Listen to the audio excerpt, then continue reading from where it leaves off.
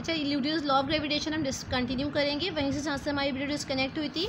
Newton's law of gravitation कहता है कि जो दो बॉडीज़ हैं, एक बॉडी है ए है, दूसरी है बी, और एक का मास है m1, दूसरे का m2, इनके दरमियान जो फोर्स ऑफ अट्रैक्शन है वो इनके मासेस की डायरेक्टली प्रोपोर्शनल है। डायरेक्टली प्रोपोर्शनल का मतलब एक क्वांटिटी को आप बढ़ाएंगे तो दूसरी भी बढ़ेगी, यानी जैसे जैसे इनके मासेस बढ़ेंगे इनकी फोर्स ऑफ अट्रैक्शन बढ़ेगी। और इन्वर्सली प्रोपोर्शनल है इनके स्क्वायर ऑफ द डिस्टेंस के, जैसे जैसे इनके डिस्टेंस बढ़ेगा इनकी फोर्स कम होगी। इन्वर्सली, अपॉन का मतलब होता है इन्वर्सली, यानी कि एक चीज़ बढ़ाएंगे दूसरी कम हो जाएगी। इन दोनों को कंबाइन कर दिया तो ये बन गया इस तरह से, प्रोपोर्शनलिटी का साइन एज इट इज़ रहा, m1 m2 ऊपर आ गया, r² नीचे। जब भी हम ये साइन हटाते हैं प्रोपोर्शनलिटी का कांस्टेंट लगता है, यहाँ पर g कांस्टेंट है। यहाँ पर कॉपी वर्क इस तरह से करके ये g की वैल्यू लिख लेनी है।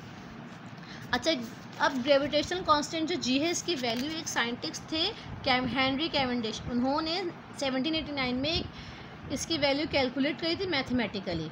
वो ये प्रोसेस उन्होंने किया था, दो स्फीयर्स लेके पूरा सा एक एक्सपेरिमेंट किया था। अब मेरा जो मेन टॉपिक मुझे कराना है आपको वह है equation, drive equation for the mass of अर्थ। ये बहुत इंपॉर्टेंट टॉपिक है, इसकी डेरिवेशन है पूरी।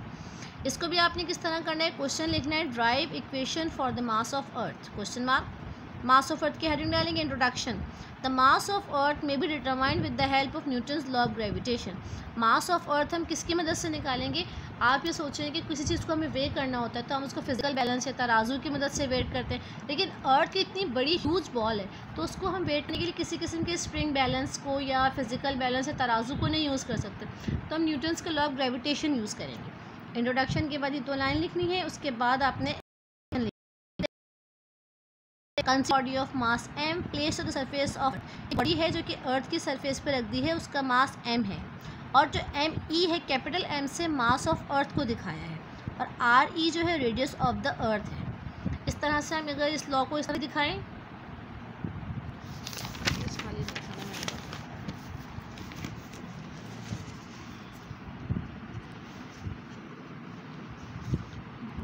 के ऊपर एक बॉडी है, सब एक सर्कुलर बॉडी है, इस बॉडी और इसका मास है m और अर्थ का मास है me।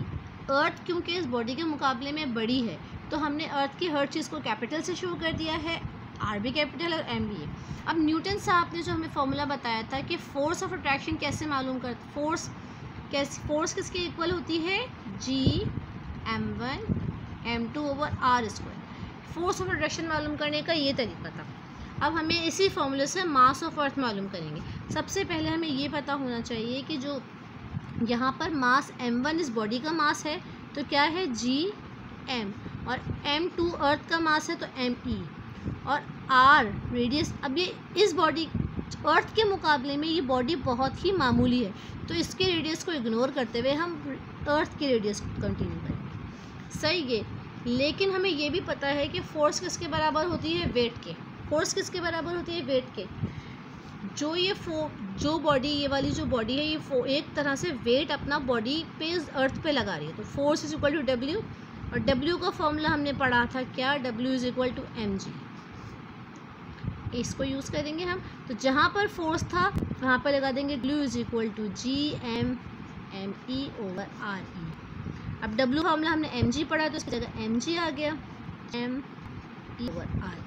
हमें निकालनी है मास ऑफ अर्थ की वैल्यू। मास ऑफ अर्थ की वैल्यू निकालनी है तो वो अपनी जगह पे रहेगा, ये इधर मल्टीप्लाई था, इधर जाकर डिवाइड हो गया, re mg is equal to gm mass of earth. अब भी हमें इसकी वैल्यू निकाली तो इन दो को हम यहाँ पर शिफ्ट करा देंगे, क्या बन जाएगा, re mg ओवर g और m। सही, m से m कैंसिल हो गया, ऊपर था re g over square re पे चल रहा है इज इक्वल टू me। यानी हम मास ऑफ अर्थ, इतनी बड़ी हमारी अर्थ है उसका हम मास कैसे कैलकुलेट कर सकते हैं, यहाँ पर हम अर्थ re का मतलब अर्थ रेडियस का स्क्वायर को मल्टीप्लाई करें ग्रेविटी से ओवर g से। अगर हम ये सारी वैल्यूज़ पुट कर लेते हैं, जो कि देखें g हमारे पास ग्रेविटी 9.8 होती है, रेडियस ऑफ अर्थ साइंसदानों ने रेडियस ऑफ अर्थ कैलकुलेट करा हुआ है, यहाँ पे रखा है, इसको यहाँ पर सारी वैल्यू फॉर्मूले में पुट कर दी है। इस फॉर्मूले सारी वैल्यूज हमने फॉर्मूले पुट कर दी, हमारी मास ऑफ अर्थ में आ गया 6 × 10⁻24 kg।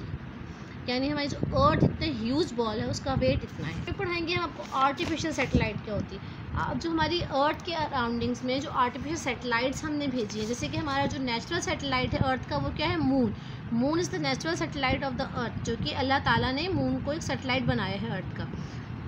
लेकिन जो हमने आर्टिफिशियल सैटेलाइट भेजे हैं सिग्नल्स वगैरह के लिए, ये दूसरे हमारे पर्पस के लिए, planets revolve on the earth. जैसे कि प्लैनेट्स यूनिवर्स में सन के अराउंड मूव कर रहे हैं, हर प्लैनेट जो है डिफरेंट टाइम पीरियड से मूव कर रहे हैं। इस तरह से जो मून है वो रिवॉल्व कर रहा है अर्थ के अराउंड एक डिफरेंट टाइम से।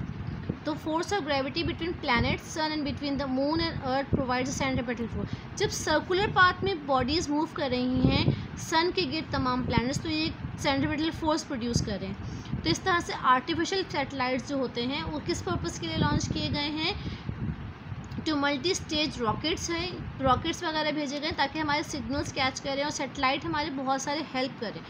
और ऑर्बिटल वेलोसिटी क्या है, ऑर्बिटल वेलोसिटी क्या है, it is the velocity of a satellite which moves around the earth at a specific height. यानी ऑर्बिटल वेलोसिटी क्या है, जिस वेलोसिटी से सैटेलाइट अर्थ के गिर्द मूव कर रहे हैं वो कहलाती है ऑर्बिटल वेलोसिटी।